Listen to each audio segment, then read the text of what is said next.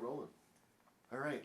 So, talk about where you were, what was going on the day, December 14th, 2012. What were you experiencing, and then when it all started to sink in when you arrived down in Newtown? Yeah, so I was working as a news photographer, and I was working the morning shift. So I had just gotten back with my reporter from our morning story. So it was like around 9 o'clock, and it was Friday, right? So you're thinking it's time to go home, right? We bang out our story and go home. And then I remember the news director looking up at me across the newsroom. We had this big, wide open newsroom, and saying, "Gear up the trucks and head west on 84. There's been a school shooting."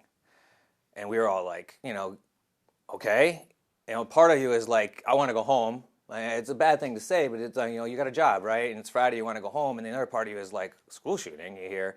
So you do what you do, right? You gear up all your stuff and you start heading west on 84. And we didn't even know where we were going. We were like, just go west on 84. So we're driving down 84, heading finally towards Newtown, and a little bit faster than you probably should be driving in live trucks. And but you're going to a scene, right?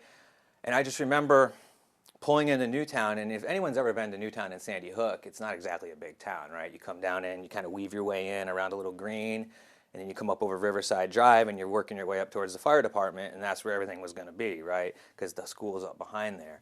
I could just remember driving in the live truck, and you're just thinking, I got to get close to the scene, and as you're pulling in, that road is just police cars, just stacks and stacks of police cars lined up. And there's really nowhere to go. So I was just going to drive until someone told me to stop, right? And no one's telling you to stop because they're all into something else. So I just drove as far as I could, parked the truck on the side of the road, got out with my camera and my reporter, and just started taking video, doing what I did, gathering news. And even at that time, probably within 40 minutes of the first call, because it takes a while to get there on I-84, still didn't really know what was going on. You knew there was a shooting. You obviously had no idea the scope of the shooting. There was reports that a relative came and shot his mother, or something like that. But yeah, that was my initial, when I first got onto the scene. It was just a bunch of cops and just people kind of just going every direction they kind of could go. The one thing that really stood out in my mind from that initial scene is when you get out of the news truck and you look back towards the village of Sandy Hook, and it's like kind of like a looping street, the Riverside Drive, and you could just see people running over the knoll as fast as they could up that knoll. And these people are parents, right? Running to hopefully find their children, and this sheer, just the look of just desperation and agony on these people's faces, because nobody knew what was going on. Nobody knew what they were going to. All everyone knew is that something bad, really bad happened. And these people are just running to the scene. I mean, I can picture it clear as day. This mother running over the hill. It literally looked like she probably had never run that far in her life, but that wasn't going to stop her. Just the desperation on the face of people. And then when you got into the firehouse where everyone was congregating, and then the parents with their children, just the way they were holding their children. And it's the look on people's faces, it was like the life was just sucked out of them. Like, I just never experienced that. I've at that point, it was probably, I'd been in the business like 14 years. I've covered all sorts of wild stuff, death, destruction, you name it. But to see how people were at that moment and the look on their face, and just, I've never seen it. I've just never experienced that. For your job as a photographer, you're capturing those moments on video.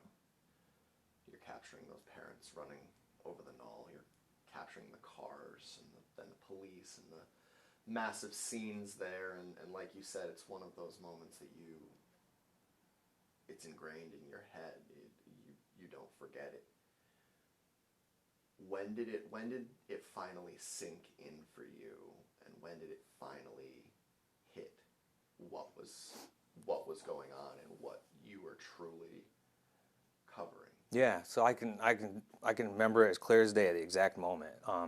I'll give you a little pre-clue up to that, though. So where we were set up, we needed to get a satellite shot because the backpack technology was not working. Cell phone technology for live shots, it just was not working. So I had moved the live truck, sat truck, back down Riverside Drive into a little pull-off, which led up to the community center at the time. I don't know what it is now. I don't think it's a community center, but it was next to the fire department.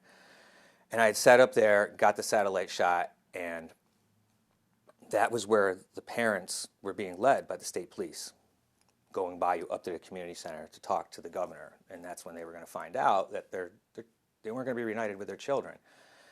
And I remember sitting in the live truck, because I had gotten a bunch of video at that point, and I was trying to feed stuff back. And then I looked down at my phone, and I got a text from a coworker of mine, and he happens to be my child's godfather.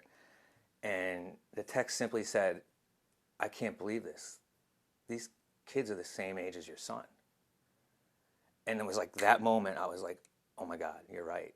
You know, my son is in first grade. He's 6 years old. And this is Sandy Hook, Connecticut. This could have been Canton, Connecticut, where I live. This could have been any small town in Connecticut. You know, this could have been my son. This could have been my friend's kids. And that was the exact moment where it was just like, I flipped from being a journalist and a news gatherer to being a parent. And that exact moment was just like everything changed for me. How I covered it, how I looked at it.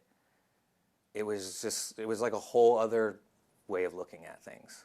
But I can just remember that, like that exact moment, it just all clicked for me. It was like, you know it's real life, you know it's happening, but I mean, when you're in this business, you get hardened. You get really hardened. And if you've been in it for a while, you develop a little bit of callus on your bones and your skin. And this is one of the kind of things that breaks you. It just does. It just breaks your spirit. And I can't imagine what, a family would have to go through if I'm sitting there behind a camera and I feel this way, And it's tough because, for the last 10 years, I've watched my son grow up, right? All these milestones, the concerts, the school things, the driver's license, the first dance, the first girlfriend. And I'm sitting here now as like my son's a junior, he's going to be a senior, he's going to graduate, and every day I'm reminded of those kids. And I'm telling you, there's not a day that goes by in my life that I don't think of Sandy Hook. I don't. I don't know how I couldn't. Between my son, between my job, living in Connecticut, yeah, it's part of you. It really is. How can it not be?